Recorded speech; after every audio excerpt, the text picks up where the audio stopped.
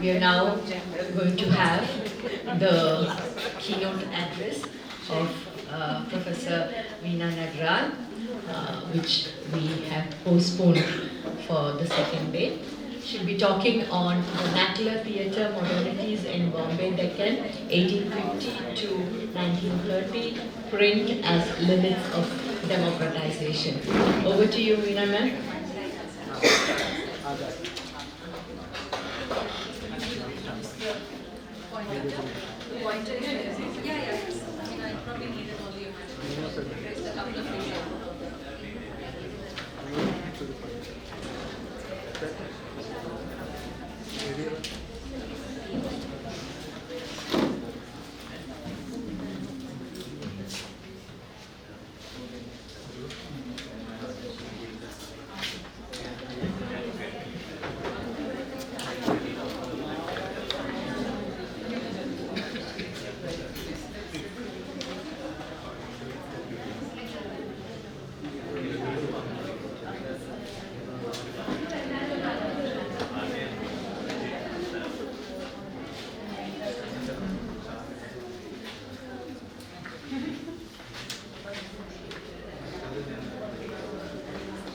Very good afternoon to all of you all, and thank you for all of those who stayed on to the bitter end. It's a pleasure and a privilege to actually see so many just even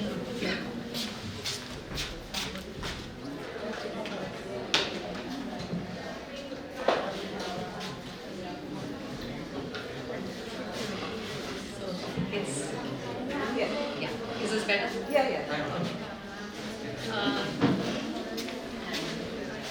It's a delight to be speaking here at the end of this very exciting conference. I've learned so much the last, in the sessions that began yesterday. And I'll begin by sort of thanking Manu, who will join us soon, I think. And of course KCHR and the interactions here at the department have also been very wonderful. Thank you SSPUS for the hospitality. What I'd like to sort of begin by doing is, the opportunity to speak at this workshop has, has enabled me to kind of actually speed up some of the work that I've recently been doing to build on work on the theatre that, I had been part of a few years ago. And this whole thing about print and performance is something that I had begun getting interested in almost very soon after my book on print and the public sphere actually came out. Because it kind of made me think about, one was talking about the divide between English and Marathi and sort of colonial bilingualism and so on, which was what I was trying to sort of, understand through the book. But then one was constantly sort of aware that the size of the reading audiences being what they were, what did print mean to forms and audiences that were not directly sort of touched in the sense of being able to participate in the arenas being opened up by print. And surely both the forms and what at that point, for want of a better term, I was simply calling them non-reading audiences. Reading audiences and non-reading publics. That's the way I was trying to sort of differentiate. And that's what actually sort of had impressed upon me that it's as important to kind of think about what print is doing to performance. At a later stage, when I began to sort of think about regional theatre histories as sort of related phenomena and sort of trajectories, to kind of begin to understand the way in which the linguistic diversity and the richness of the subcontinent, how that was actually changing in the context of print with standardization and all the rest of it. So people with immensely rich sort of linguistic repertoires, these communities were fast being sort of transformed into, less fluid, less diverse, and by the 50s, essentially monolingual sort of, people, trained and, trained to think of themselves and trained to function basically with sort of, at least sort of educated and a sort of skilled training in literate skills in maybe one or at the most two languages, right? So in the midst of that, one began to sort of explore what it would mean to kind of think of regional theatre histories. And very soon it became clear to me that, through looking at theatre as an archive, that would actually enable you to kind of tap into a very unique kind of an archive, where certain kinds of cultural shifts would become sort of visible and get highlighted, which definitely would not kind of even, become known or announce themselves if you restricted yourself only to sort of, printed texts or, the other domains that a lot of the writing on the 19th century was actually basing itself on, right? So at that point, one began to think of theatre as a very unique cultural archive. So there was that work that was produced as part of this project, which tried to create edited volumes, which have not yet come out, on annotated materials from the histories of the theatre, of modern theatre in Kannada, Tamil, and Marathi. So there was a certain geographical contiguity there. And what was sort of very interesting and exciting for us to sort of begin to see was how there were certain lines of reasoning and certain arguments and certain impulses that were playing out in all these regional spheres, but with very sort of divergent emphasis, sequencing, timing, outcomes, right? So there were elements, the elements were there, and they were being leveraged with the similar kinds of or comparable kinds of intentionalities, right? So it looks like the stimuli and the pressures and so on were comparable, but given the sort of dynamics and the variable, the heterogeneous sort of heterogeneities of the the cultural and the social formations in these different sort of linguistic areas, given the variations in that and the sequence of sort of the impact of colonial policy and the logics through which colonial administrations were working in these different regions, the outcomes were, markedly different. So on the one hand, you have, with respect to Marathi, you have Marathi theatre becoming sort of almost, central to the creation of a modern Marathi middle class identity. Whereas in the Tamil case, despite the sort of popularity of Tamil theatre, there is an itinerant theatre, there is a commercial theatre and so on. But the sort of literary intelligentsia in Tamil has a completely adversarial relationship with the theatre, right? So so there's a discourse about theatre that is emerging. There's a practice, and then there is the sort of the proximity between the practitioners and the people who are sort of the sections that are interested in creating that and controlling that critical discourse. Who are these people and what is the distance between them, and to what extent is the middle class actually able to kind of, claim begin to invest in theatrical practice itself, as happens in the Marathi case, along with, there's the Rangbhumi Theatre periodical that's, begins to be published by, a bit later, 1906. But there are other journals in Marathi that are already sort of, publishing essays on the theatre, on whether whether we need to do theatre or not. In fact, Chiplunkar's first review of the Sangeet Shakuntal and the Sangeet Natak is actually entitled, do we need to do theatre or not? Right? So that's the background against which, when Manu actually sort of asked me to, join this workshop, I thought this would be a very good sort of opportunity to, I'd begun looking at some of the developments, probing the Kannada material myself, apart from what I had done for Marathi theatre. And what I'm hoping to place before you is, some kind of an attempt to kind of juxtapose the trajectories of, say, the Sangeet Natak through the singular instance of Sangeet Shakuntal, in Kannada and Marathi, and then see how that kind of relates to the regional dynamic and the possibilities of the remaking of tradition through print and so on. All right, so that's the sort of broader canvas against which I'm sort of presenting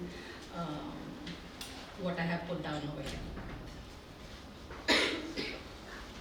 So our concept note for this workshop thoughtfully foregrounded a certain central concern that tradition, far from being passively inherited, was actively produced in relation to print by a range of literary, political, religious, and community elites.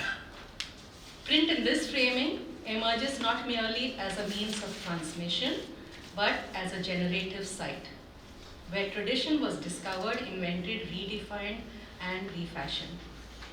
The examples of Hindustani classical music and Kudiyattam were cited as telling instances where print helped redefine or articulate practices that in turn shaped how the very category of tradition came to be imagined and institutionalized within colonial modernity. Crucially, these different modes of producing tradition, discovery, invention, redefinition, refashioning, did not operate in discrete or sealed off domains, just as the elites involved in these processes were not confined to rigidly bounded literary, political, religious, or community spheres. These actors and modes frequently overlapped, intersected, and sometimes worked at cross purposes, producing entanglements that shaped how particular fields negotiated their claims to tradition in the modern period. Indeed, the very idea of tradition as something bounded, stable, and authoritative was often less a starting point than an outcome, emerging from these complex and at times contradictory processes.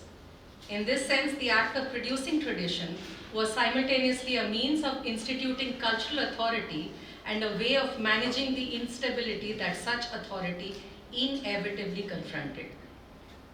In tracing this relationship between print and tradition, the concept note posed a series of compelling questions. Was there tradition before print? And if so, how did print reshape its forms, authority, and reach?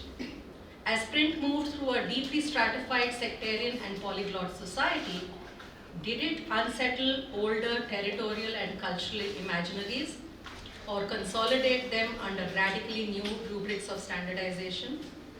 How did the normative force of print interact with oral and performative genres, especially those that combined narrative, gesture, and song? And finally, if print enabled the elevation of certain practices as tradition, that is codifying and legitimizing them as canonical, then to what extent did it also open up spaces for critique, contestation, or even rejection of inherited forms? And finally, if print enabled the elevation of certain practices as tradition, codifying and legitimizing them as canonical, then to what extent did it, I think there's a repetition here, yeah. So, and conversely, how did print simultaneously enable the regulation, containment, and delimitation of public access, democratization, and the very possibilities of contestation? These were rich and generative provocations. In the spirit of that invitation, I want to suggest here that one possible trajectory for extending them by turning to the terrain of modern vernacular theatre histories in the Bombay Deccan between 1850 and 1930 and asking, what happens when we place the evolving world of performance, which is, as we know, mobile, embodied, and polyphonic, at the center of our inquiry into print tradition, hegemonic articulation, and democratic aspiration in a deeply stratified and intensely polyglot setting. My lecture explores how print, while expanding circuits of publicity and enabling new forms of cultural and political claim making, even within a colonial modernity that was marked by limited reading publics, also sought to implicitly impose, effective and significant limits, semantic, critical, and institutional, on performance-based traditions that could reach beyond the literate public. So, I mean, the primary sort of justification and the importance of modernity, I mean, as you find it in the sort of, you know, the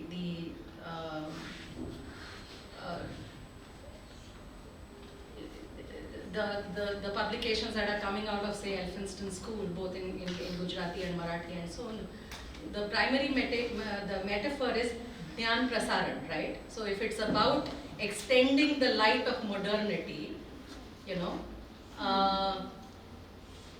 it's sort of interesting and important to also kind of think that print itself, you know, has this other side to it that is actually sort of reinforcing the lines of exclusion, right?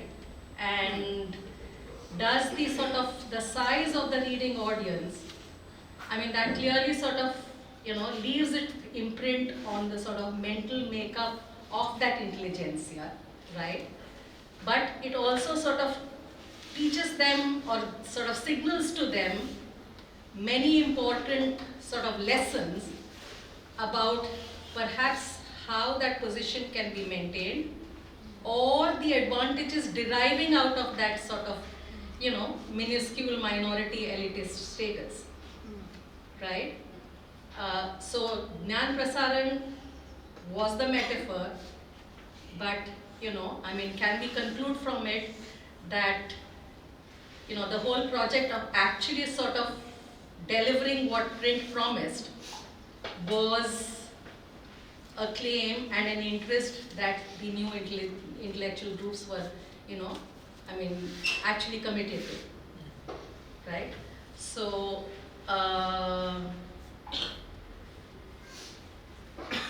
yeah, so if print also imposed effective and significant limits on performance-based traditions, which could actually reach beyond the literate public. So how did the print public shape, deflect, and at times distort the aesthetic and political possibilities of vernacular or regional theatre? How did it, through the laying down the norms of theatre criticism and defining the modes of producing and evaluating pleasure, silently mediate between local and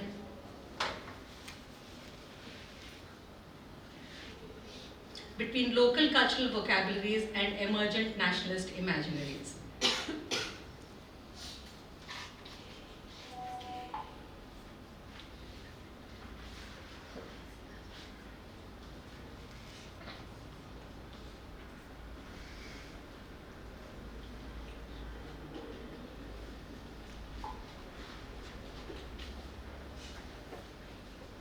And finally, as I'll touch on in the closing session, what do these tensions that I sort of pointed to expose about the costs of modernity, the disciplining power of mediation, and the ways regional identities were absorbed, reshaped, or erased within emerging nationalist frameworks.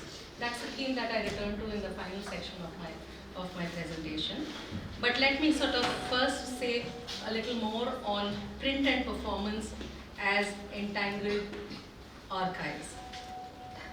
Let me begin by returning to the entanglement that I alluded to earlier between print and performance by tracing the arc of modern theatre in colonial Western India, specifically through the intertwined yet divergent histories of Marathi and Kannada theatre in the Bombay Deccan for the period that I've indicated, 1870s to 1930s.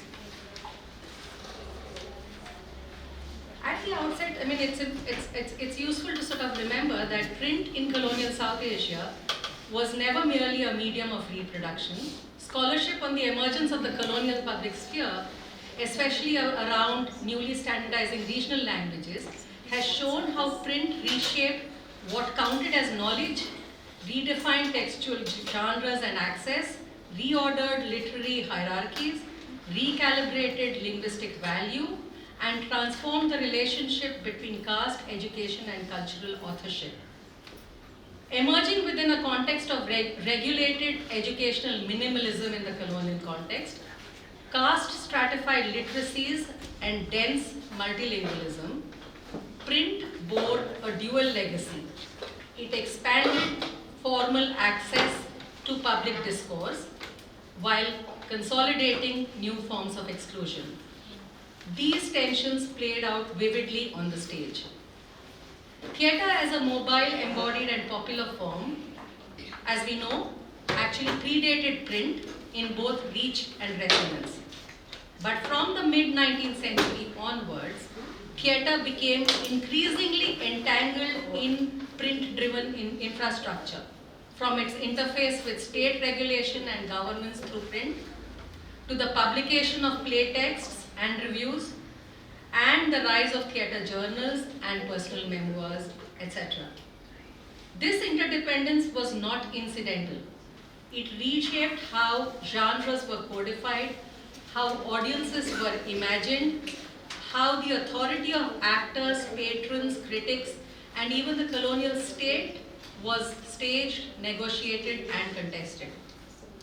Crucially, it redefined how tradition itself was produced both as performance and as text. In this period, particularly from the 1860s onwards, in the case of Marathi, the emerging theatre circuits were not just about entertainment. Also, it's important to sort of flag at this point, even by the 1850s, by the 1840s, the late 1840s, it's quite clear that many of these sort of the new theatre troupes that are sort of getting formed in the areas around, in north, in the Sangli, Sholapur districts and so on, Miraj, Sangli, Sholapur. These are all sort of primarily upper caste. And these are sort of, people who are sort of trained in the sort of traditional forms of, narrative, traditional musical repertoires, performance, and so on. For them, this is like, these are new sort of avenues of livelihood, of sort of, cultural participation, of being able to sort of link up to the new sort of public domain that's emerging and so on.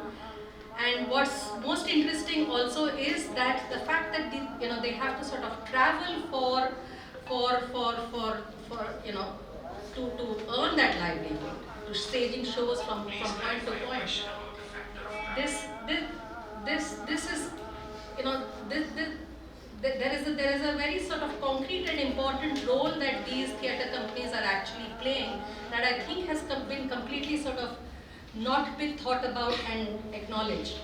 That these groups are actually linking up or are proving to be the links between sort of provincial sort of elites, educated groups in the cities, patrons, and in the region. So through the itinerant Natak Mandalis that followed Vishnudas Bhave, theatre became a cultural hinge and a glue, linking oral and textual practices, bridging elite and subaltern publics, and connecting mobile performance circuits with the new norms of urban respectability and regional identity. In a society where literacy was limited but multilingual fluency widespread, theatre was often the primary medium through which ideas, aspirations, and affiliations traveled. So, to me, it's sort of very striking and, somewhat ironical that, this image of how the newspaper was, when we talk about reading publics, the sort of image that's constantly sort of reiterated and played out is, oh, in South Asia, the newspaper, the reach may have been limited, but every copy of the newspaper was read by so many people sitting under the tree in the village and so on and so forth. So you have those stereotypical images that are kind of reiterated. But, how these circuits are actually getting shaped, the regional networks, that has, the specificity of that has just sort of completely been bypassed. More recently, I've been exploring the related yet divergent trajectories of regional theatre histories, particularly Marathi and Kannada, which though shaped by the same colonial apparatus and overlapping geographies of the Bombay Deccan, they evolved along sharply different paths. So this next subsection I've called Marathi theatre from itinerancy, canon, and to cultural authority. From the 1840s, the Marathi stage saw the rise of Natak Mandalis, traveling troupes that sought to reconstitute earlier performance forms, working with the possibilities of a redefined cultural and political public space towards a more literate, text-based theatre. The Natak Mandalis that followed Bhave moved beyond the Pauranik Khel, anchored in the Akhyan structure that he had introduced. Though largely dominated by Brahmin families steeped in traditional training in narrative, performance, and music, these troupes also engaged with expressive forms drawn from lower caste cultures, appropriating and refashioning them to appeal to new urban audiences, Brahmanical elites, seeking to reinforce channels of upper caste authority. A watershed moment came with the publication and performance of Kirtanes Thorle Madhavrao Peshwe in 1861-62. The text gets published in 1861. By 1862, it's already being sort of performed by the Ichalkaranjikar Natak Mandali. And the performance sort of, deeply sort of popular and so on, then inaugurated what came to be called the bookish natak. Very, very interesting term. Again, you don't find this replicated in any of the other regional theatre histories. And literally that's the term, the Marathi term, that's used by the Natak Mandalis themselves as well. Called the bookish natak, which in the course of time became, to begin with, they were scripted dramas. They become the first sort of printed dramas that kind of, the original the scripted dramas that then make it to print, right? Authored by colonial educated men, performed with literary and reformist intent. In parallel with the Pauranik Khel, the farce, I think Prachi mentioned it, it came up in discussion, I think, yesterday. The farce too had emerged as a counter-genre to the Pauranik Khel, right? What Bhave sort of, Bhave's theatre was basically described as, the form was Pauranik Khel. So, as a counterpoint to that, the farce too had emerged as, even before the bookish natak, as an unscripted, popular sort of, usually secular comic interlude that was rooted in the vernacularization of English amateur theatricals in garrison towns like Pune and Belgaum. These farces skewered both colonial pretensions and native reformist anxieties. Circulating outside the bounds of print, they were seen by elite critics as vulgar, excessive, and therefore in need of containment and regulation, and certainly unworthy of canonization. In contrast, the bookish Natak came to embody the aspirations of a new literate middle class, serving as a vehicle for vernacular refinement, linguistic codification, and caste respectability. Now, even the older mythological genre of the Pauranic Khel was reshaped to meet these new aesthetic norms. The Sutradhar's role was diminished, prose dialogue expanded, and narratives adapted for a readership-oriented stage. In this configuration, print became more than infrastructure. It also held the power of arbitration.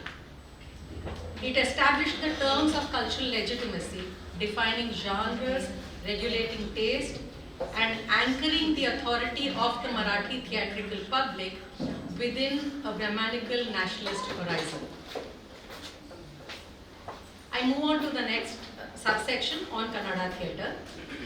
And here I talk about the fragmented publics and deferred consolidation in Kannada theatre, an adjacent sort of region that's kind of bearing witness to a lot of the developments in the Marathi sphere and the Marathi region. In contrast, the development of Kannada theatre during the same period, especially in the northern districts of Bombay, Karnataka, like Dharwad, Belgaum and Bellary, was marked by a noticeable lag, offering a striking counterpoint. While sharing structural similarities with the Marathi stage, its trajectory unfolded under different cultural and political conditions. And I spoke about the lag. Let me just ask you to look at, this is Shantakavi Sakri Balacharya. The first sort of stage play and the first successful Natak Mandali, this is 1877 is Usha Haran by Sakri Balacharya in Gadag, right? And then after he sort of retires as a school teacher, he comes to live in Dharwad towards the end of his life. He dies in 1920, so this is something that, an essay that he writes as late as 1919, a year before he died, right? And he's talking about his memories of, as sort of trying to sort of create a new kind of theatre in Kannada, in the what's called the southern Maratha country, right? These districts. And he's sort of, his mind is going back to the moment where Vishnudas Bhave sort of is supposed to have created the Akhyans from, performances at the Sangli court. Vishnudas Bhave actually sort of was a resident in the Sangli court until it gets dissolved in 1843. The death of Chimanrao Patwardhan essentially means the end of royal patronage. And then they have to sort of set off, being an itinerant group trying to sort of basically earn enough for the troupe. That's how the Natak Mandali sort of first emerged in 1840. So, but before Bhave sets out, he was asked by Patwardhan, his royal patron, to sort of, adapt the form that there was a Parijat group from Karwar that had sort of come and performed at the Sangli court. And Bhave, a resident courtier, was asked to sort of, try and create something similar in Marathi, right? So the inspiration in that sense for the Kannada sort of, intelligentsia, Bhave's inspiration seemed to have come from a Kannada group that had visited Sangli. So, and even in 1919 he says, Marathi sort of troops visiting Dharwad are extremely popular, and any attempt to sort of try and consolidate a new modern Kannada theatre had to sort of contend with the popularity of these visiting troops from the Marathi districts. So this is Shant Kavi writing. Look, and the translation is by Deepa Ganesh. It kind of actually comes from those translated annotated volumes that I actually mentioned it earlier. Look, the Marathi play is speaking. Look, the Marathi play has a seeking. Look, oh look, the Marathi actors and icons are on the move. Look, it's the Marathi play all over. Look, it's the Marathi feast the world over. Look, the Marathi play brims over, becoming Karnataka. Bordering Maharashtrians borrowed Bhagavata's model. This is what Bhave did at the Sangli court, and modified mixed tabla, scenery, clown, sutradhar, invocation, incantation, yakshagana. They kind of drew on all this and created a new form of theatre. So this, when I speak of the lag, I thought it was important to sort of make the point with reference to, this sentiment that's sort of expressed even, in the second decade of the 20th century, by which time, really, theatre, professional theatre is already beginning to sort of feel the heat of the introduction of the new sort of technology through cinema, silent cinema and so on. So already the world of theatre is changing, but in Karnataka, there is this sort of, lament about how, and I think just a little later you will begin to see why that lament is sort of so intense. Because the feeling is that even the Sangeet Shakuntala that Kirloskar actually sort of establishes his name through in 1880 in Marathi as the sort of, the birth of the Sangeet Natak genre. There was a prior translation of Shakuntala in Kannada by 1869, which had become extremely popular as a printed text, but had not actually been staged, right? And this was somebody who Kirloskar knew. Kirloskar was sort of apparently, that's what literary history after text account after account actually tells you. So what Prachi was talking about, the power of anecdote and sort of oral memory, memory and all of that. As of now, one hasn't figured out ways to kind of actually, find corroborating archival evidence. But the references are sort of fairly thick and consistent about Kirloskar and the translator of the Kannada version of the Shakuntala, Churmuri Sheshagri, whom I'll talk about in a moment. All right.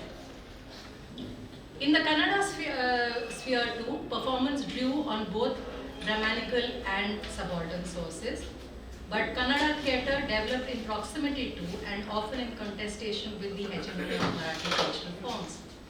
The region's emerging elites were also more diverse, with Brahmin and Lingayat influences more evenly balanced, and its print ecology less consolidated. So what's interesting is, the figure that I'm going to talk about, Sheshagri, Churmuri Sheshagri, as the translator of Shakuntala in Kannada, he is born in Belgaum district, in actually a place called Ramdur, goes to Pune to kind of train at the engineering college, okay? Then finds his way to Bombay to work in the docks, with his engineering sort of training, as an overseer, as a second order overseer, or something that the post is called.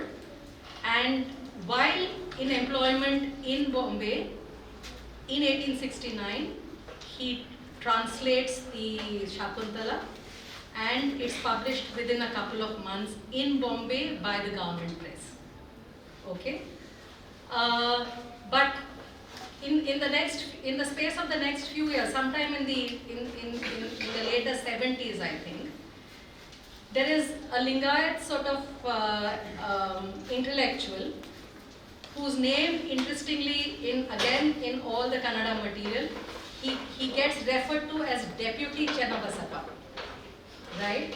And the deputy is, comes from him having been a deputy education inspector, a Lingayat sort of educated, an educated Lingayat, who again goes to Pune to study engineering, and there are references to how he was actually picked up for the scholarship to apparently go to London. These scholarships funded by Dadabhai Nauroji. Apparently, this is 1850s Pune, and there's mention of how Deputy Chennabasappa is supposed to have met Jyotiba Phule in Pune at that point.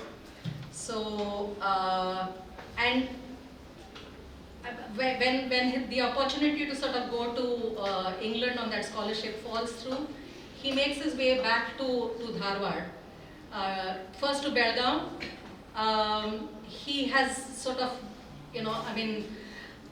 gotten very close to certain sort of British officials in Pune, who, there's a education department official by the name of Russell, who then comes to, who's transferred to Belgaum.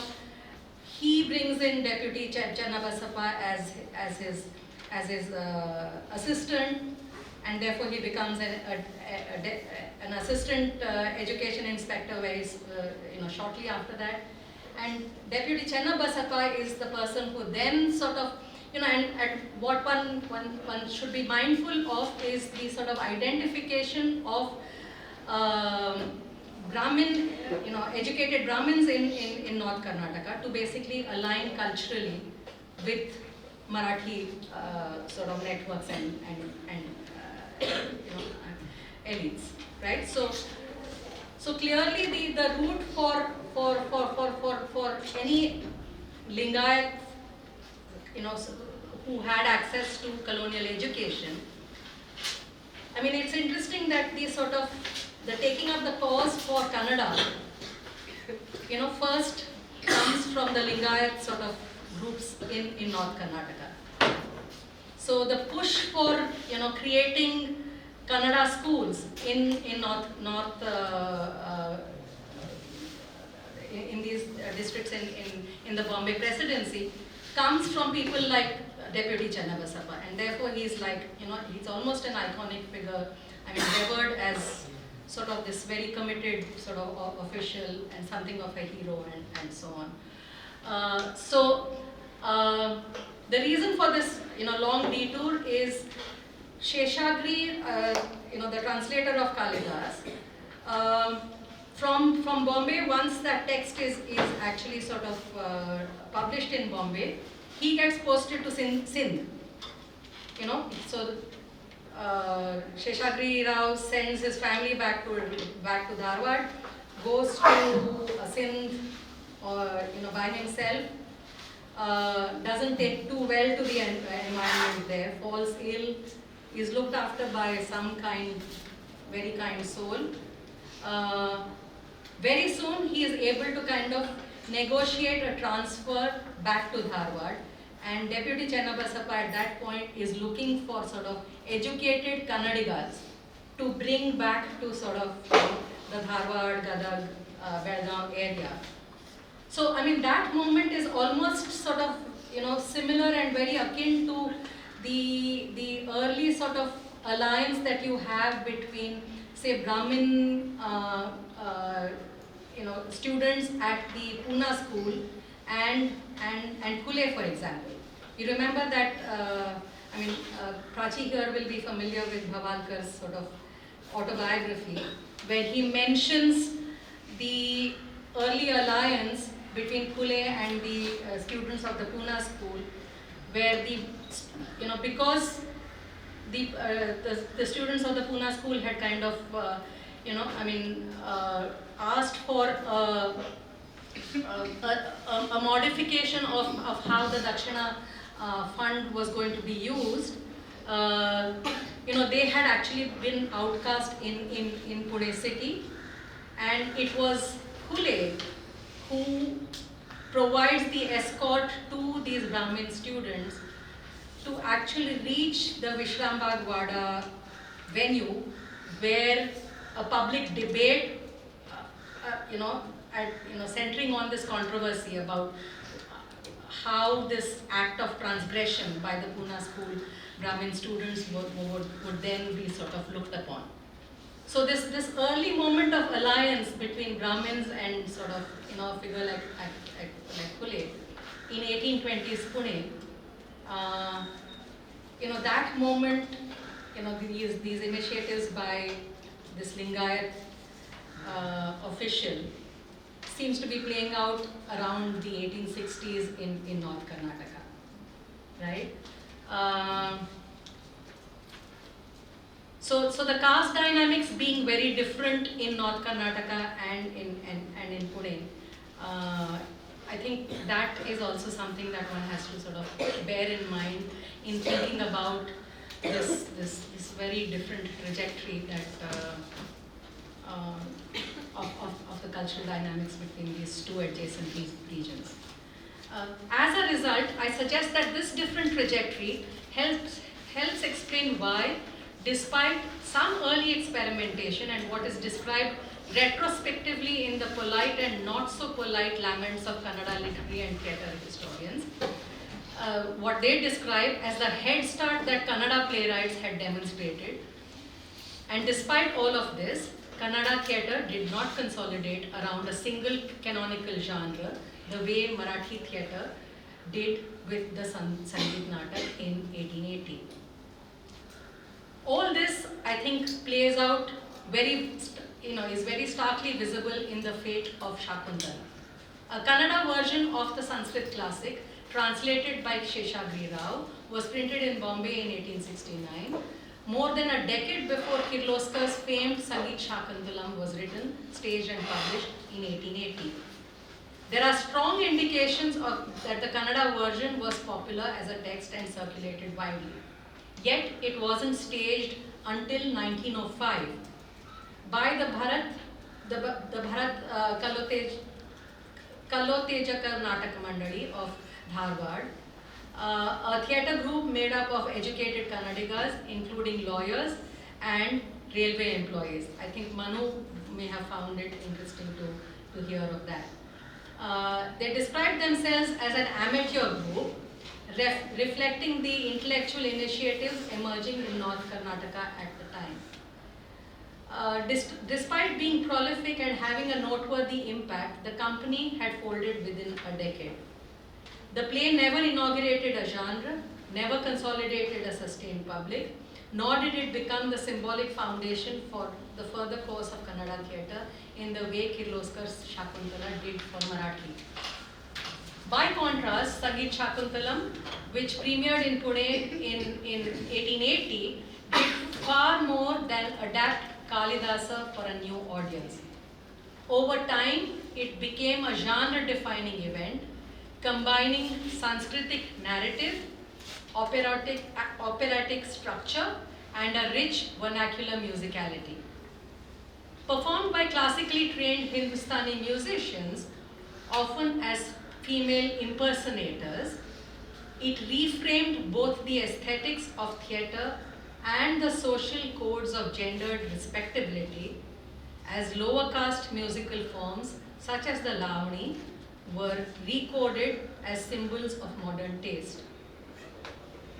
Advancing the processes of purifying the stage of lower caste bodies, The genius of Sangeet Shakuntalam lay in its ability to aestheticize exclusion. It carried forward subaltern musical repertoires even as it displaced the performers themselves. In doing so, it forged a theatrical public that could include colonial officials, social reformers, and literary elites within a shared and aspirational Marathi identity. Sheshagri's text, however, entered a very different world, where the conditions for theatre, for public recognition, for cultural authority unfolded along significantly different lines. Thus, the contrast between the Marathi and Kannada Shakuntalas is telling, not just for what it reveals about performance, but for what it can tell us about the reshaping of tradition and performance into vernacular modernities more broadly. Why did one become foundational while the other faded into footnotes of theatre history? The answer lies in the asymmetries of institutional support, caste consolidation, linguistic publicness, and print infrastructure. The Kannada Shakuntala became a textual success, but could be described as a performative orphan, a moment remembered with regret but never canonized. By contrast, Marathi theatre could find resources to use print to build a durable, respectable tradition anchored in caste capital, aesthetic reform, as well as ambitions of establishing cultural and social authority and political dominance. And I want to end this section with sort of flagging, again, a very sort of interesting sort of turn that theatre criticism takes with respect to the form of the Sangeet Natak in the space of just a few decades. You have Rangabhumi as a sort of theatre periodical that emerges in Marathi. I think the year that it was established is 1906. I need to sort of go back and check. But the Kannada Rangabhumi that I've had a chance to look at is the one that actually comes out from Bangalore, and it's established in 1923. But the theatre histories that are published in North Karnataka, the research that people have done, have copious references actually to sort of theatre periodicals that are published from Belgaum and Dharwad for an earlier period. And there seems to have been a Rangabhumi journal coming out from Dharwad, from Belgaum as well, at, probably around the time that Rangabhumi in Marathi was established. But one doesn't know any more than that. So, but what's significant is, despite the sort of iconic importance that Shakuntala, the staging of Shakuntala in Marathi, the iconic significance that it held, within the space of a few decades, there are articles after articles in the Rangabhumi, in Kannada and in Marathi by the 1820s that are basically questioning whether we can afford to sort of have music on stage or plays that rely on music for their popularity, at all. So this is a new moment when the regional sort of cultural elites need to sort of renegotiate their kind of authoritative status, and the debate takes a different turn. So by the 1920s, both Marathi and Kannada periodicals had begun to frame musical theatre as a form of populist excess, aligning good theatre and cultural modernity instead with the aesthetics of prose realism. This is very close to that Ibsen moment that I spoke about. So the need for a realistic theatre and the need to kind of move away from Sangeet Natak and to and a theatre sort of based or relying completely on the popularity of musical performance.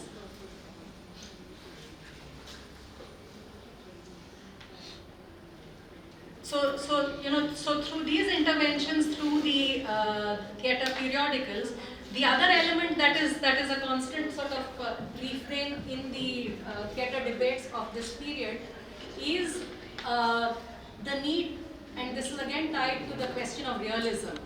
Can you afford to have a theatre where women's roles are played by female impersonators? You need a realistic theatre where women actually play women, right? And of course, this is, what these articles are in essence saying is that, it is the new sort of modern, respectable, middle-class woman who now needs to be seen on stage. Surely this is not the first time that, women, would have been on stage, right? So the question of music, realism, women on stage, the way they sort of come together in the debates and the writings of the 1920s, are completely sort of rewriting that earlier moment of history where, Marathi identity is kind of completely tied to what possibilities theatre and the Sangeet Natak genre have sort of enabled, right? So in the name of rationality and reform, print erased many of the very forms that it had once enabled, consolidating new forms of respectability and grammatical authorship under the banner of national progress.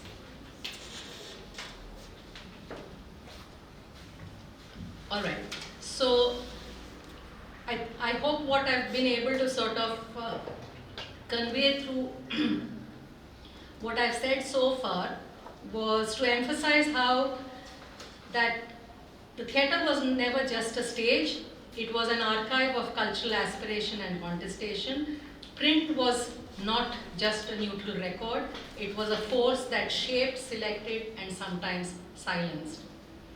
Now, let me sort of just tie up various things that I've been saying and also sort of bring in another layer where I'm talking about, if this was the moment of canonization and selection and the positing of tradition at the regional levels, what happens when the regional repertoires and forms have to be sort of canonized at the national level in the 1950s, right? or closer to the 90s, as the horizon of sort of the possibility of sort of, a post-colonial state being in place. When that becomes a concrete sort of possibility, there is a new round of sort of, possibilities that have to be considered and will play out. So far, we moved through moments where the recuperation of tradition, that seemingly settled inheritance, emerges not as an inevitable continuity, but as a conflicted, negotiated, and unmistakably modern construction. We've seen how the classical and the canonical don't simply survive into modernity, they are assembled, sometimes painstakingly, sometimes ingeniously, sometimes speciously, but most often anxiously within its folds. But I want to close by asking, what happens to these regionally embedded, historically layered forms once the post-colonial state emerges as a concrete possibility and a looming horizons by the late 1930s and early 1940s? What kinds of pressures and disavowals or anxieties come to bear upon the developments that we've seen so far? And I'll just switch to my text over here because there are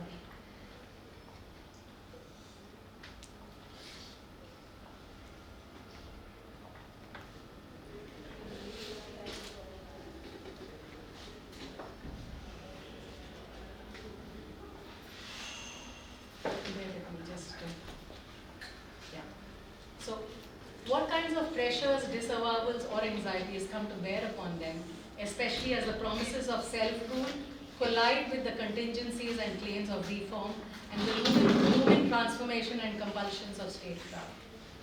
This is the moment when tradition undergoes a second transformation, less visible but no less profound. Regional cultural elites now labor to classicize and stabilize emerging standardized vernaculars into their respective traditions, disciplining and regulating their incorporation into the national frame.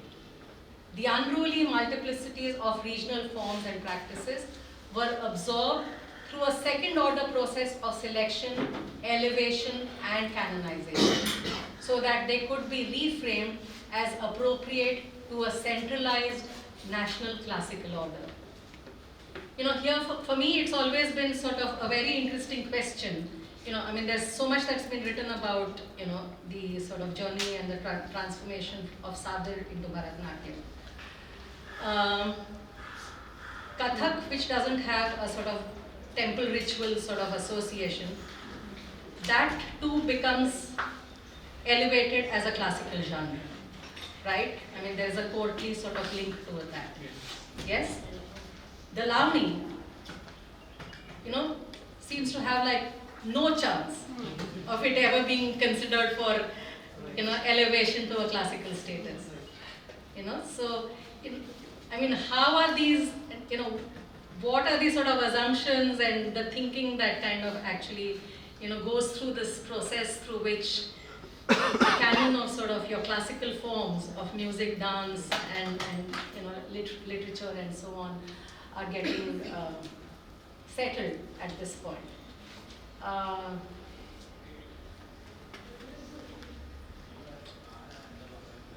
As several scholars have noted, this phase of canonization across dance, drama, literature, and music unfolded through the 1950s, aligning with the logics of administrative rationality and the developmental imperatives of the post-colonial state. And this shift again is neither incidental nor inevitable. The deeper democratic, cultural, and epistemic investments that shaped the late 19th century mobilization around language movements and momentum to assert a popular will upon the public political domain at the regional level and animated the federal aspirations of the 1920s are now recognized as seen as needing reorientation once again. The signs of these processes of reorientation can be recognized at several levels and across many domains, including constitutional debates of the 1920s, the efforts to extend the university networks from the presidency capitals into the major presidency divisions, and the shifted negotiated self-positions of regional figures and cultural elites from the 1920s to the 1950s.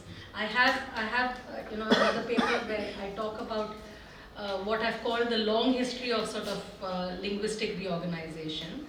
And there I sort of trace, how the debates about the language, the making of sort of linguistic territorialization, its first enunciation, the 1920s Nagpur movement that I talked about yesterday, there is that. But, in the Nehru report of 1928, the possibility of linguistic provinces is actually enunciated for the very first time. Now, on what terms is it being enunciated there? What terms are the vernaculars being readmitted into university curricula in the period after the Montagu-Chelmsford reforms, as the possibility of self-rule sort of, is concrete, it becomes a concrete possibility. The same moment, the regional languages are being readmitted into university curricula. At least for the Bombay context, Bombay University context, one knows that after 1863, none of the none of the sort of regional languages are actually sort of an option or a subject in the BA program, right? Ranaday's generation was the last that could actually offer the, an Indian language as a major for the BA. So it's literally 2 batches, 2 years that, I mean, Ranade is a graduate in 1863, and that's the year when that option is foreclosed. And the only time it's after a long gap in 1919 that the regional languages get readmitted into Bombay University, but only as subjects of literary study.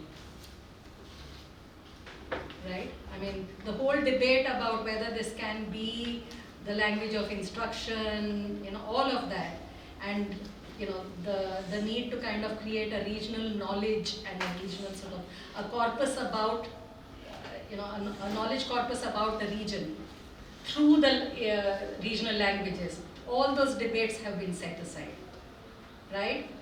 And it's so interesting that by the 1940s, the late 40s, there is a committee to decide what is going to be the structure of Pune University.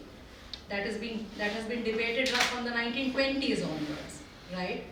And someone like Dhananjay Rao Gadgil, very, very important, sort of an interesting figure in the Bombay context. He has been a proponent of, the need to kind of make Marathi, a central focus of university and higher education in the 1920s, 30s, and so on. And he continues in being invested in the language question, through the Sanyukta Maharashtra thing. He is the chief ideologue sort of the Sanyukta Maharashtra movement and the campaign. So the investment remains.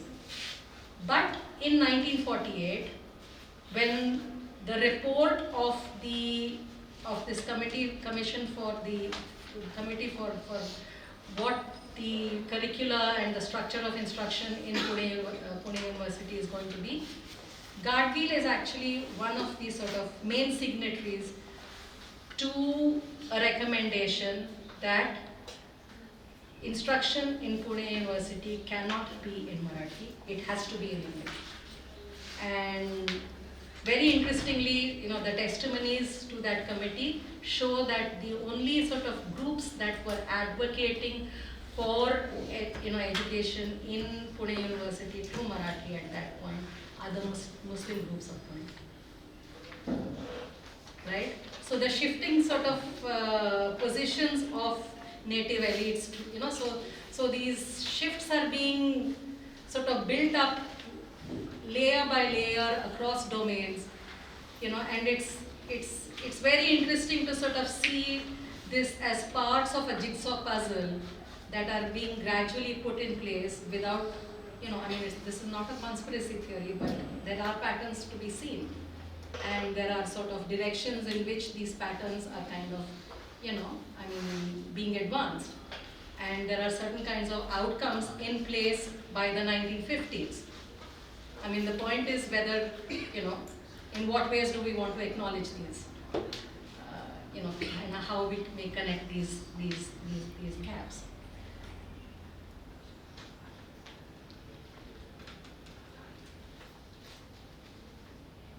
Okay, just the final bits.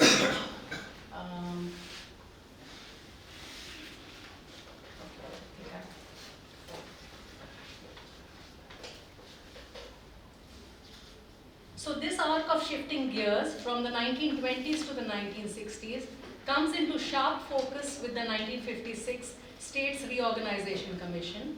In the end, despite the rhetoric of deepening democracy, the rationale for sort of linguistic states, this is about, language in the, government in the language of the people, it will strengthen democracy and all of that. Despite that rhetoric, linguistic states are sanctioned at this point not to honor cultural depth, but to stabilize governance. Language becomes an acceptable basis for statehood only when stripped of its literary and political charge, subordinate instead to economic viability, administrative coherence, and the project of national integration. I'm sort of speaking very telegraphically here. These are processes that I have sort of outlined at much greater length in that other long paper that I mentioned. In this process, tradition itself is re-territorialized, no longer anchored in the dense multilingual histories of regional cultural life, but mapped onto a bounded federal imaginary, each unit recognized primarily through its dominant linguistic marker, even in a profoundly polyglot social setting. Each state is now imagined as a linguistically self-contained, administratively legible entity, which could be sort of developmentally sort of indexed and whose sort of economic progress could be measured. The vernacular ceases to be a space of aesthetic experimentation or ethical imagination. It becomes an object of policy, and with that a profound loss occurs. What disappears is not merely the richness of interpretation, the shared textures of Kannada, Marathi, Urdu, Telugu worlds, which Rita was also sort of talking about, but the very political vitality of the vernacular. The historiographical labor of canon formation across bhakti, across theatre, across music, across caste-based performance, philosophical commentaries, all this become irrelevant to civic and academic life. These forms are either elevated into untouchable classics or relegated to the category of folklore, while the processes that generated them are dismissed as too messy, too situated, too demanding, in short, too incompatible with the centralizing vision of the developmentalist state. By the 1960s, tradition is no longer a question of interpretation or revival, it becomes a problem of governance. What cannot be standardized is marginalized, what cannot be contained is rendered suspect. As the Planning Commission and the developmental state saw it, cultural specificity becomes a challenge to national integration. So if we began by thinking of tradition as something produced through print, pedagogy and performance, we must end by recognizing how it is also unmade, strategically and silently, by the logics of post-colonial federal modernity, which still continued at that point to be embedded in the logics of print. The irony, of course, is stark. The very processes that enabled the vernacular to rise as a prestigious cultural force under colonialism become the grounds on which it is disciplined and domesticated in the post-colonial state. From our vantage point, then we must ask not only how tradition is constructed, but also how it is dismantled. Not only how it is remembered, but how it is strategically forgotten in the name of education, progress, universality, and nation building. And so perhaps the task is then to ask, how may we think of tradition not as that which lies behind us, but as the field of ongoing negotiation, shaped by what we are allowed to inherit and also what we are compelled to forget. Lovely.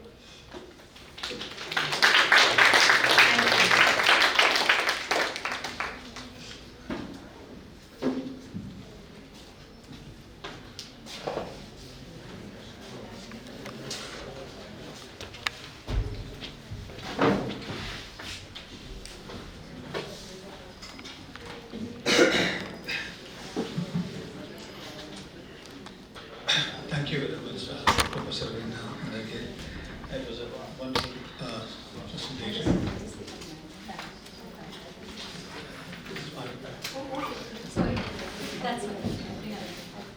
I'm sorry that I'm stepping into the place of Susan Thomas. She was called for completing some administrative duties. That's why I'm coming. Since it is, since we just listened to the keynote address, if anybody is interested in interacting with our speaker, it's time for interacting. If anybody wants to ask a question or make some suggestions or clarifications, you can, please.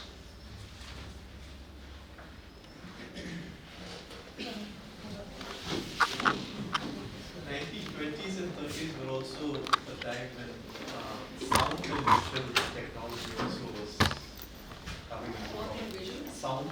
Correct. So I was wondering whether it is also interacting with the development of theatre, because just as print, I don't know, when I look at music, for example, print, visuality and sound, the kind of changes that are happening in 1920s and 30s with the gramophones and microphones, amplification. So I was wondering how it's also kind of changing theatre as the performative realm. Right. Thanks for that question. I mean, I refer to it very briefly, and in fact, that's, in the Marathi instance, that becomes a very sort of key transformative moment. Gradually from the interwar period, the period between the First World War and the Second World War. That's when you begin to see that the sort of the fortunes of Natak Mandalis, of itinerant sort of professional theatre group begins to be sort of affected and begins to decline, primarily because of the advent of silent films, and that is something that is it's still possible for the professional groups to still hold their own as long as you don't have sort of sound in film. But with the coming of the talkies, the decline is sort of very sort of rapid, because essentially much of the talent migrates to the film, sort of, to cinema, right? So, and this whole contestation that has been at the heart of what kind of, the normative standards for theatre, what's going to be considered good theatre, what is termed vulgar and so on. That contestation has been about, professional groups that clearly had, that enjoyed far greater sort of popularity, and the sort of theatre that educated sort of intellectuals, the kind of theatre that they wish to sort of promote and be associated with, the limited sort of limited popularity of for the kind of theatre that amateurs wish to promote. Now, this equation sort of completely sort of changes once the professional companies begin to kind of shut down and once professional theatre goes into decline, amateur theatre can sort of claim its sort of final moment of victory. And so 1930s onwards, if the professional companies, they are sort of the kinds of tours that they are able to kind of sustain, the regional scope of that has shrunk. Otherwise you had, troops actually sort of traversing the length and the breadth of the Deccan, and Parsi theatre groups actually traversing the length and the breadth of the subcontinent. All this begins to change with the coming of sound and of cinema.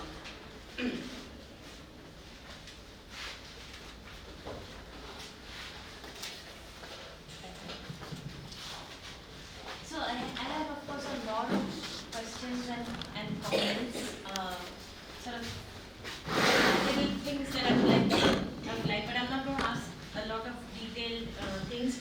But I think your effort to kind of capture the more dispersed, less consolidated space of Kannada print and theatre, as a sort of space of potential to critique what is already a much more consolidated and, in a sense, closing in, space of Marathi. I think, there's a lot that one can do with that. So I kind of take your sort of point to do that. What I'm interested in, if you take that back a little further, right? I mean, there is this origin story that Patwardhan told Bhave that, these people came over and I really liked what they did with, like, the Yakshagan and so on. Why don't you try and do something similar? And then, he was inspired to do this. And so I'm wondering, in Sangli, I mean, the Patwardhans as patrons already of theatre and so on, they must definitely have been steeped in a bilingual or a polyglot, religious, literary, cultural sphere already. I mean, in the sense that Yakshagan was already legible to them, right? So in the 1840s, I'm curious, like, can we ask the question, what is it that even prompts Patwardhan to ask for something different in Marathi in the first place, right? Now, does that indicate then that already these linguistic spheres were separating, in a sense, before print, right? Then we have to ask what then causes that to happen. Or is there something... 1843, right? Yeah. So, I mean, I'm saying by that time, the print sphere has not already begun to, or the, education, textbooks, all of that has not yet begun to separate the bilingual sphere of southern Maharashtra or the overall southern Maratha country that much yet. We can say by the 1860s, 70s that begins to happen. So it's also, I think, a curious thing that what is changing already in thinking about these cultural forms and so on, that is even prompting such a different right? Because then that raises the question also about what were the audiences like? I mean, the audiences, it seems, must have been bilingual for a long time, right? And so, is it possible, in a sense, to even trace?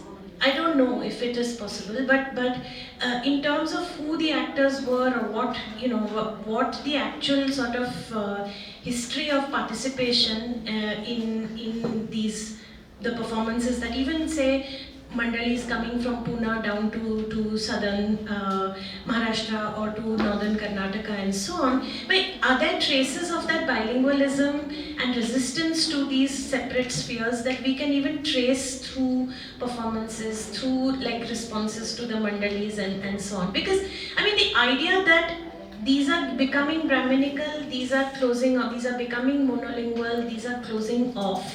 I think that yes, that is happening. Then what?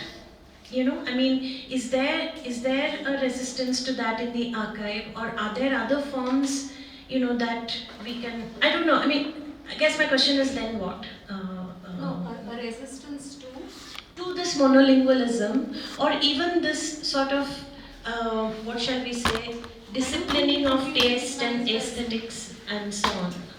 Right. I mean, at that point, I doubt if it would be sort of seen as already a move to monolingualism. I mean, that's what I'm asking. I mean, like, we are seeing that ultimately separate spheres do emerge to at least in certain sort of imaginations, if not actually on the ground. I mean, even now they're not fully separate. Right? So I guess my question is, once we've laid out that yes, these disciplining agendas are in place and that a certain monolingualism is proceeding apace, and that it is closing off options for interaction at both social and linguistic and class sort of levels. See, I mean, to me, I think it's interesting to sort of note that, I mean, once Patwardhan dies, I mean, I've kind of thought about what the role of the Sangli state would have been. I mean, if then, what would we have been, I mean, clearly that's an originary story as you're sort of flagging. And and they would have known Yakshagana in different forms and shape. And Bhave being sort of, exactly the question that you put. But, and it's also clear that but Bhave was apparently asked to kind of adapt it in Marathi. And That is one the- part of it. And after Patwardhan dies, I mean, the direction in which Bhave sets out with his troupe is to begin with, the adjacent Miraj, Sangli, that area. They begin by sort of, tours to the immediate sort of vicinity. Within a year, he is making his first foray into Pune. Right. And a couple of years after that, they head to Bombay. There is an audience that knows Marathi even in other directions. But they clearly go towards the metro. But they are sort of pulled towards the Marathi speaking sort of side. Clearly Bombay being the presidency capital and Pune again being a center of, there is a sort of set gravitational sort of pull force that is actually sort of at work over there. So can I ask just another question? So when you mentioned bookish plays, right? So here there is another, I just want to ask you what you make of it. There is now another origin history of Marathi theatre, right?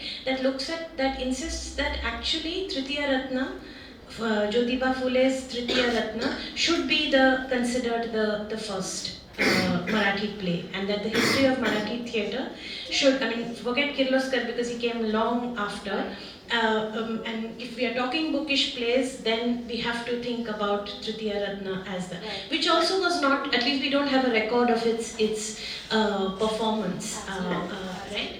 So, then that also seems to follow your Seshagiri Rao's story, right? In the sense that both these were plays, in a sense, bookish plays that were marginalized by the singular development of Kirloskar's model, as it were, of the Shakuntal, the Sangeet Natak, the Brahminical aesthetic. Right. The Kirloskar Shakuntal moment of 1880 brings together many things. Right? The use of music, the use of, and the molding of the form to suit the talents of members of the group, their specific sort of repertoires. Roles were modeled on to suit the three sort of lead singers of the Kirloskar group, and so on and so forth.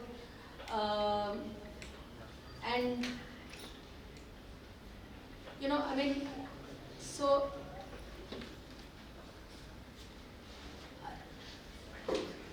Tritiya Ratna is the 1855, right? Yeah. And one doesn't even know whether it was written as a text to be performed.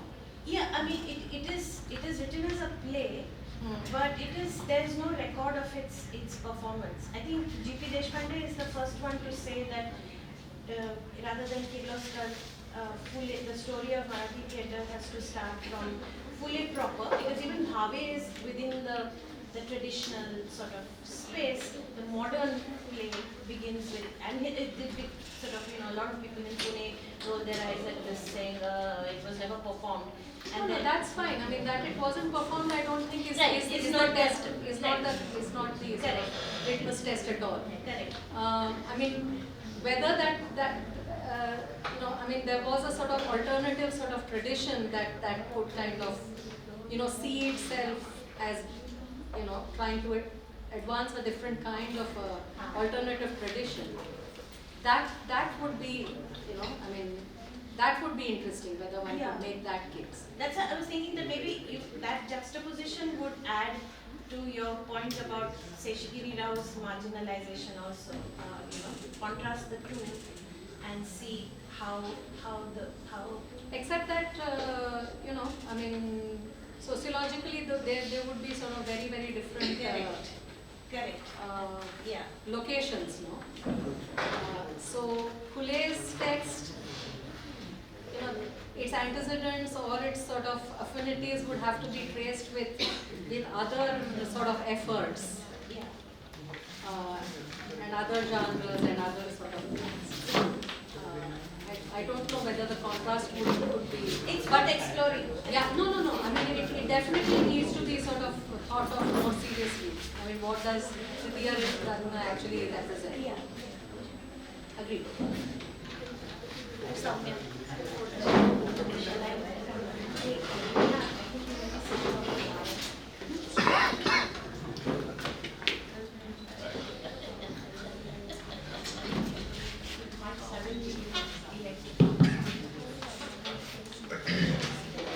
Thank you very much for that presentation. I do not exactly have a question, but an observation. So you mentioned that you talk about print and theatre as entangled archives. And I was wondering that when I look at the literary history of Hindi in particular, to think of print and gesture as entangled archives, not just theatre. I was thinking of poetry in particular, that as you also mentioned that how is it that when language, the regions become more and more monolingualized, and so do the traditions, what happens to the canonization of literature? So when you look at the history of Hindi poetry, for example, there is a huge difference between likhne ki kavita and padhne ki kavita. So the bolne ki kavita. So the idea is that the old mushairas and kavi sammelans, the poets were, they had adaigi, they knew how to perform, but it's not poetry as such. So when it gets canonized, when the history is written, most of the mushairas and kavi sammelans are completely omitted. Which also has very interesting questions in relation to print. For example, my father does poetry and he writes poetry in the lyric form. Till date, now what happens is that when he publishes poems, poems are published and he would say that inhe gaane chhapna nahi aata hai. They don't know how to publish songs, to print songs, because they print it as if it's free verse. So this idea that there's a huge sort of gap between so for example, if me and my father are invited to a common poetry session, we'll be placed in a different session where they would end with songs. So there my father will recite. Mine will be in a session which is more about serious poetry. So in terms of as print and gesture become more and more disentangled, what does it do to the history of canonization? How poets are canonized, how histories are written? And this is also the same time in the early 20th century when first histories of Hindi literature are being written by people like Ramchandra Shukla and so on. And with absolutely no reference to, the Kavi Sammelans or the Mushairas or the performing poets. So just something which sort of struck me, that even sort of beyond sort of monolingualization, even sort of thinking of language and territory as such, within language, how you can think of language as just the printed word, and sort of language as gesture becomes completely dissociated from language as such. Yeah, there are so many things that sort of get, put into discrete sort of boxes, right? Once you begin to work with once you internalize this logic of the monolingual sort of, the state as a monolingual unit, right?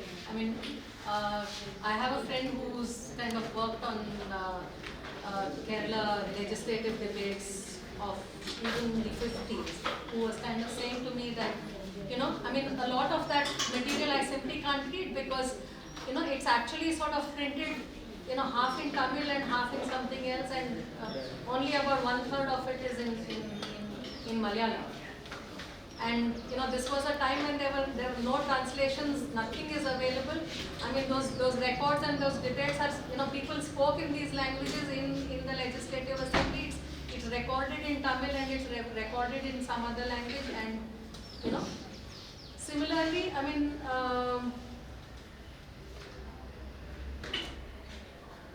one can actually sort of, and to think of the changing landscape, the Parsi Natak Mandalis would kind of, these would be long tours that lasted like several months, maybe several years. They would set out and basically, keep moving from place to place and set up camp and then work with sort of local actors half the time, So, and there would be scenes that, they had evolved routines of being able to sort of decide how scenes would be kind of structured in ways where local audiences could be then drawn, local talent could be drawn upon, and there was the structure of that of the play, the text, the production, the Natak Mandali, and all of that. And they were sort of actually traversing this linguistically sort of completely fluid space that there were no sort of definite markers about where one, no boundaries. And this is not even a sort of political sort of this is something that we cannot even begin to imagine today. It's receded so far out of reach.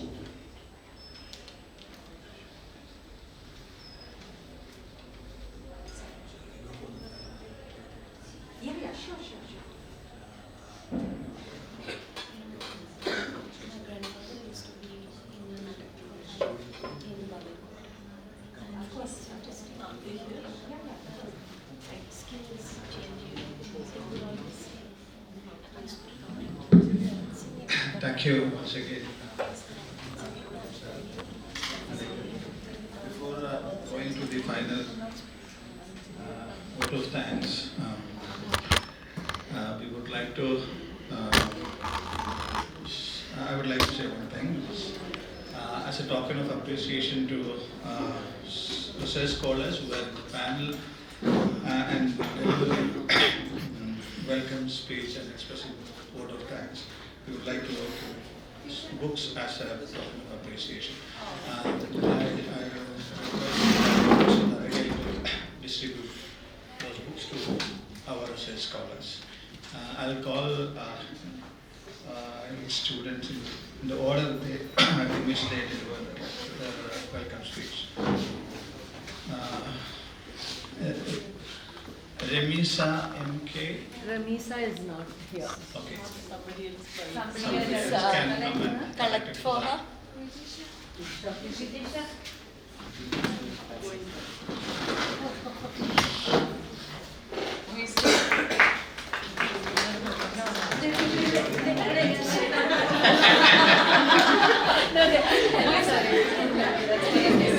Running around with the wine part of coming. She just very focused. Called me outside and we were discussing. Umar Rashid. Is Umar here? Umar is not there, but he's will take it for him. Yeah. Helena Anthony.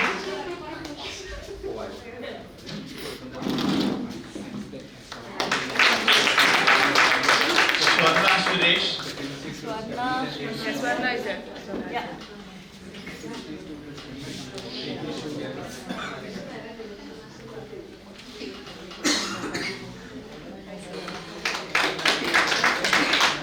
Aparna Suresh.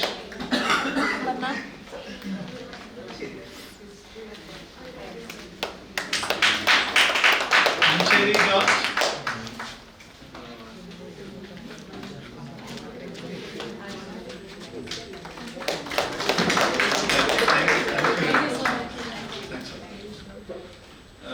Now it's time to express a formal vote of thanks. I'm actually standing here representing both Kerala Council for Historical Research as well as Department of History, Sri Shankaracharya University of Sanskrit.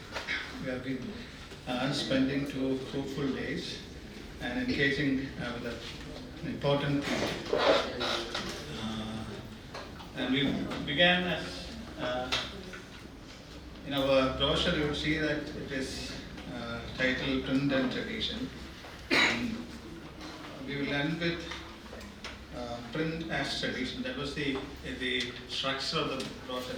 And we turned the things the other way. Like we began with print as tradition and ended with print and tradition. And I think it has made an indelible imprint on the minds of the people, participants who gathered here, and it will last long, I'm sure. Such was the all the lectures delivered here were that much important. I'm sure that students learned journeying along with the scholars gathered here, and I thank all of them. And I'm very happy and delighted to stand before you to deliver this vote of thanks.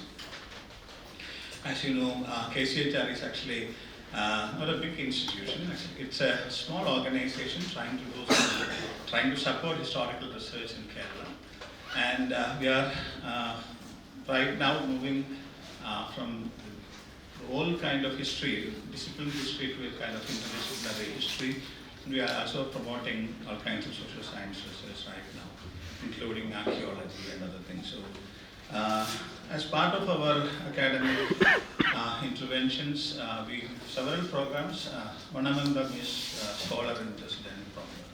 Actually, we invited Manu V. Devadevan, Dr. Manu V. Devadevan, as a scholar in residence for the year 2024-25.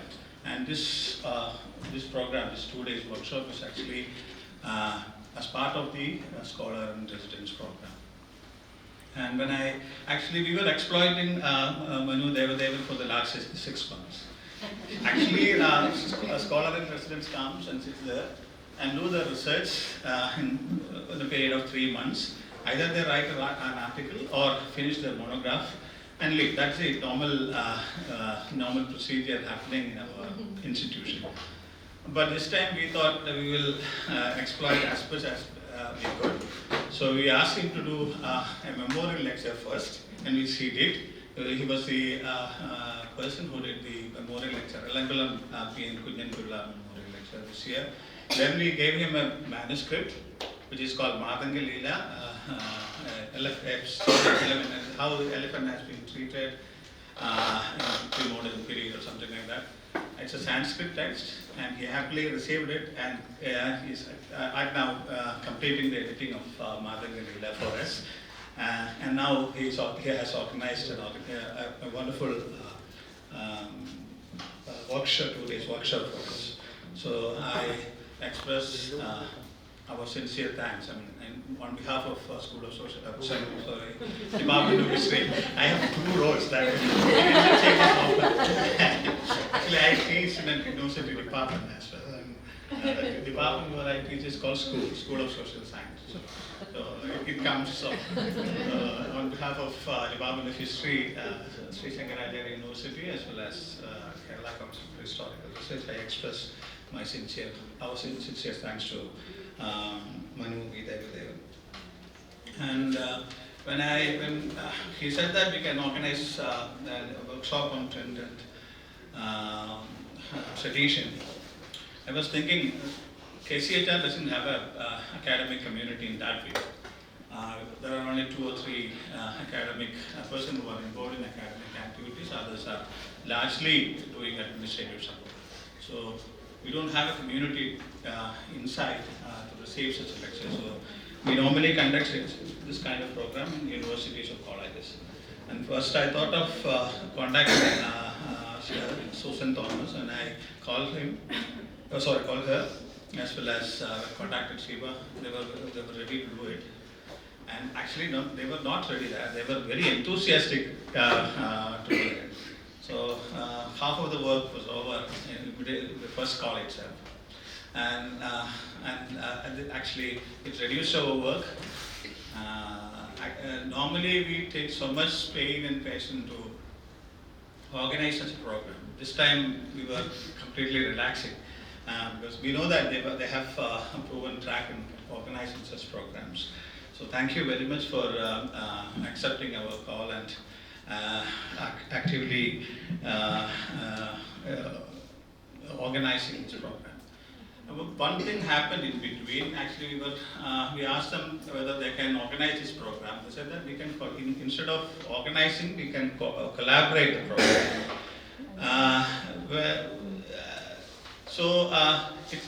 Normally we fund these kinds of programs, and we fund all kinds of, we meet all kinds of expenses. This time, when they said that we can collaborate, we were much relieved as well.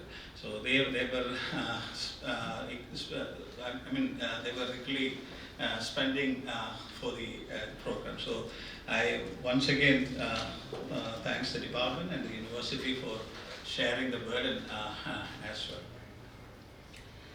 And we began our, and I was very fascinated to listen to Ritu Kothari's presentation. And she began with an interesting concept by Heidegger, dwelling. She began with the concept in dwelling. I was surprised to see, I was surprised to listen to such a concept coming up in this kind of discussion. And I thought, that's fine.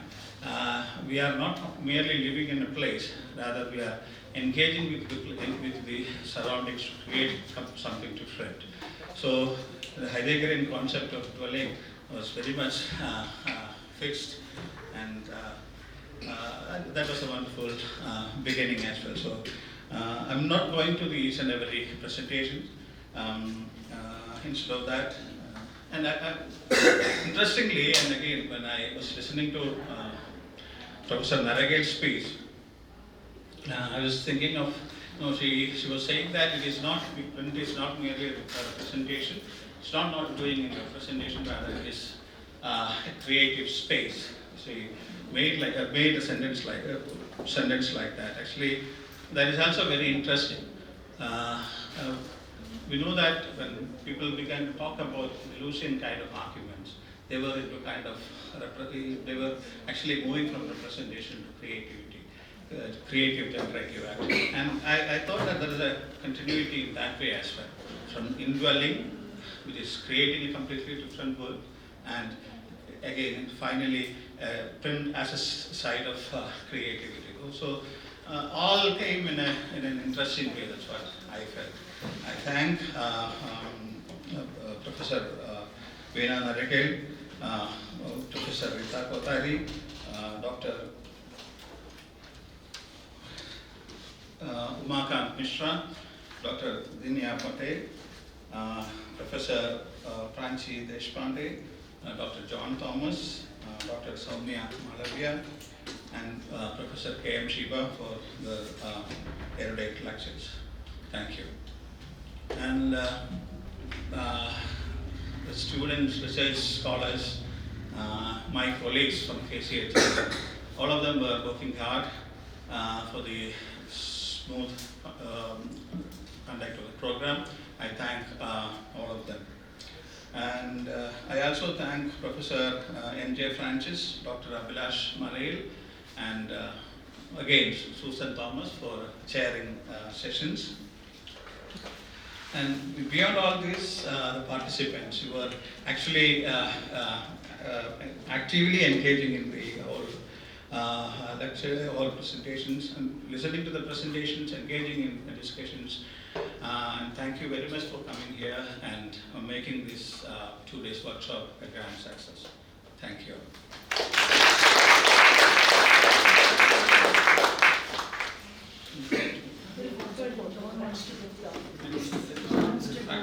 Can we quickly have a photograph documentation?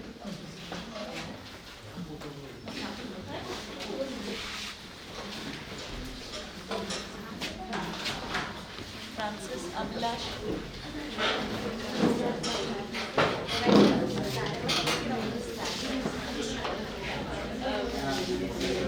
And lighter. We should be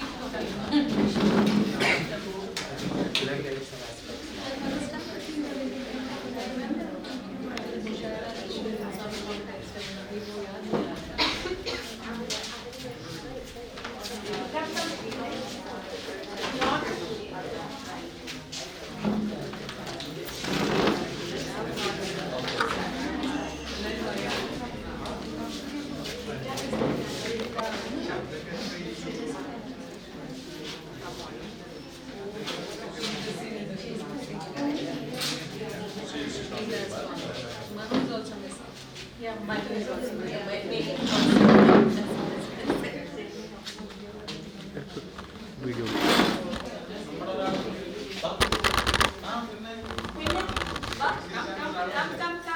And then we meet with all our